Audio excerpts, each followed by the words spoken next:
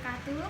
Halo Sobat Pajak, selamat datang di Tamirindo Training Center. Nah, di sini perkenalkan saya sendiri Indah Yani. Nah, tentunya saya di sini ditemani oleh Direktur dari Tamirindo Training Center, yaitu Bapak Tony Aris Margono. Beliau ini merupakan konsultan pajak yang telah terdaftar di Organta di bawah naungan Direktorat Jenderal Pajak atau DJP. Nah, langsung saja di sini kita akan membahas mengenai isu yang tengah kita lihat atau tengah kita dengar di sekeliling kita di seputar pajak. Nah, apa itu? Mungkin saya ingin bertanya terlebih dahulu kepada Bapak Tony terkait NIK yang menjadi ID NPWP itu sendiri. Nah, sebelumnya apa sih Pak penjelasan lebih jelas terkait NPWP itu sendiri? Ya, terima kasih Mbak Indah atas pertanyaannya.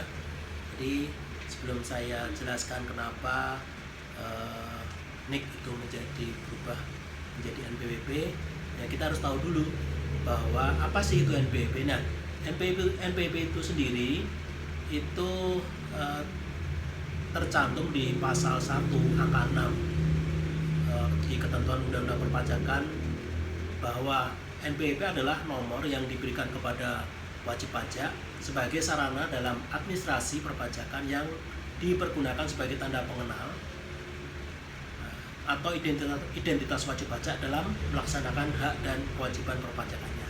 Nah, oleh karena itu terkait dengan apa yang telah diatur di bulan Juli tahun 2022 bahwa NIK menjadi ID NPWP setiap wajib pajak.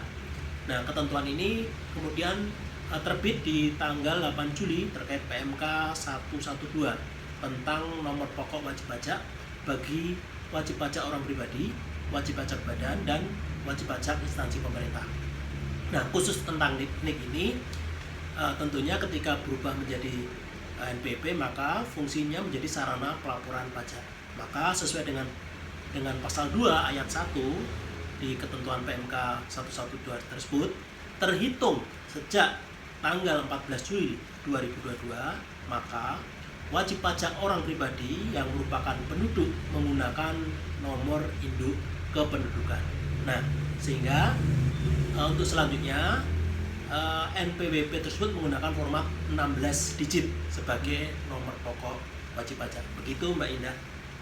Baik Pak, lalu apa sih Pak yang hal ini tuh yang menjadi mendasari adanya perubahan dari NIK menjadi NPWP itu sendiri Pak? Nah, di dalam ketentuan di PMK 112 itu sendiri itu ada di hal pembukaannya di pendahuluan, yaitu menimbang bahwa untuk memberikan keadilan dan kepastian hukum dalam penggunaan NPWP, artinya bahwa ini tentunya menjadi asas keterbukaan bagi semua wajib pajak ya, jadi tidak akan dibeda-bedakan. Kemudian yang kedua, memberikan kesetaraan serta mewujudkan administrasi perpajakan yang efektif dan efisien bagi wajib pajak selain wajib pajak orang pribadi yang merupakan penduduk Indonesia yang menggunakan NIK. Jadi demikian atas penjelasannya. Jadi ada dua hal yang mendasari atas perubahan ini. Baik Pak. Nah, NIK menjadi ID NPWP. Nah, apakah semua yang memiliki NIK harus atau berkewajiban membayar pajak Pak? Nah gini, jadi banyak orang bertanya-tanya ini, waduh kok saya berarti menjadi wajib pajak dong kalau saya punya NIK. Nah, tentunya tidak seperti itu. Nah, di penjelasan KUP ya, ketentuan Undang-Undang Perpajakan di pasal 2 ayat 1 bahwa semua wajib pajak yang telah memenuhi persyaratan subjektif dan objektif sesuai dengan ketentuan peraturan perundang-undangan perpajakan berdasarkan sistem self-assessment wajib mendaftarkan diri pada kantor Direktorat Jenderal Pajak untuk dicatat sebagai wajib pajak dan sekaligus mendapatkan nomor pokok wajib pajak. Nah, tentunya dengan adanya hal tersebut bahwa ketika kita telah terpenuhi persyaratan secara subjektif dan objektif, maka kita wajib mendaftarkan atau membayar pajak atau memenuhi ketentuan untuk melaporkan atas penghasilannya. Nah, persyaratan subjektif itu apa? Ya, persyaratan subjektif itu tentunya persyaratan yang sesuai dengan ketentuan Undang-Undang Pajak Penghasilan dan perubahannya. Sedangkan untuk ketentuan tentang persyaratan objektif adalah persyaratan bagi subjek pajak yang menerima atau memperoleh penghasilan atau diwajibkan untuk melakukan pemotongan pemungutan sesuai dengan ketentuan Undang-Undang Pajak Penghasilan dan perubahannya. Misalnya, ya, kalau wajib pajak tersebut penghasilannya dalam 1 tahun telah melebihi dari PTKP, maka yang bersangkutan harus mendaftarkan diri menjadi wajib pajak. Jadi kesimpulannya, tidak bisa serta-merta setiap subjek pajak yang memiliki NIK harus membayar pajak. Begitu Mbak Indah. Nah baik Pak, lanjut, apabila anak sekolah atau mahasiswa dia memiliki usaha bisnis, terus mereka bekerja di kantor seperti kantor OJK atau kantor pajak seperti itu, apakah mereka ini memiliki kewajiban untuk membayar pajak Pak? Nah baik, jadi seperti yang sudah saya jelaskan di awal, jikalau yang bersangkutan tersebut ya, apakah anak sekolah ya, atau sedang kuliah, kalau terpenuhi secara subjektif dan objektif, maka wajib untuk secara self-assessment ya, self-assessment itu melakukan sendiri ya atas kewajiban perpajakannya untuk mendaftarkan ke Direktorat Jenderal Pajak. Begitu Mbak Indah Yani. Berarti bisnis yang seperti apa nih Pak?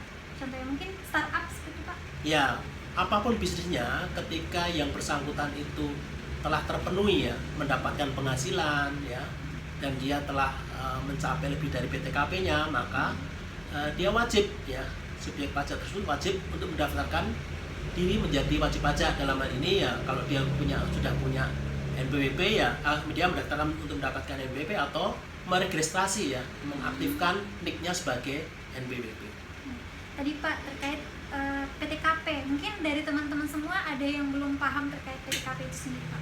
Nah, PTKP itu sendiri diatur di PMK 101 tahun 2016 bahwa ada batasan tertentu ya, yang mana setiap wajib pajak itu akan dikenakan pajak penghasilan. Nah, batasan untuk PTKP sendiri, untuk wajib pajak, untuk diri sendiri wajib pajak itu adalah sebesar 54 juta per tahun ya. Nah, ketika itu ada tambahan tanggungannya ya, tanggungannya itu maksimal 3 ya, itu bisa anak atau garis keturunan semenda lurus ya, 1 derajat, bisa orang tuanya atau mertuanya, itu boleh menjadi tanggungan selama itu maksimal 3. Masing-masing dibebankan adalah sebesar 4,5 juta per tahun. Begitu Mbak Indah. Baik Pak. Nah itu ya teman-teman, mungkin dari teman-teman yang belum memahami terkait PTKP, kapan dikenakan pajak tadi sudah dijelaskan.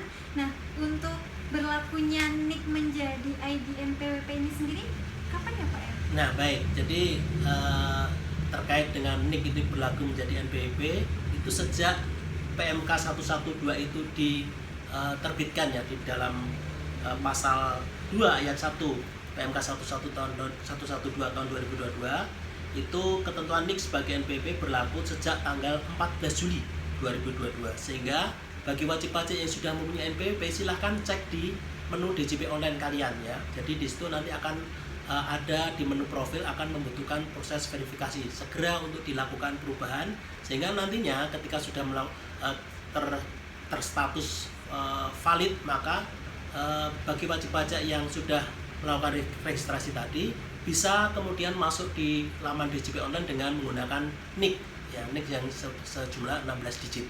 Begitu Mbak Indah. Baik, oke Pak. Nah untuk NPWP wajib pajak yang sudah memiliki NPWP nih Pak, apakah itu akan dihapuskan atau seperti apa Pak?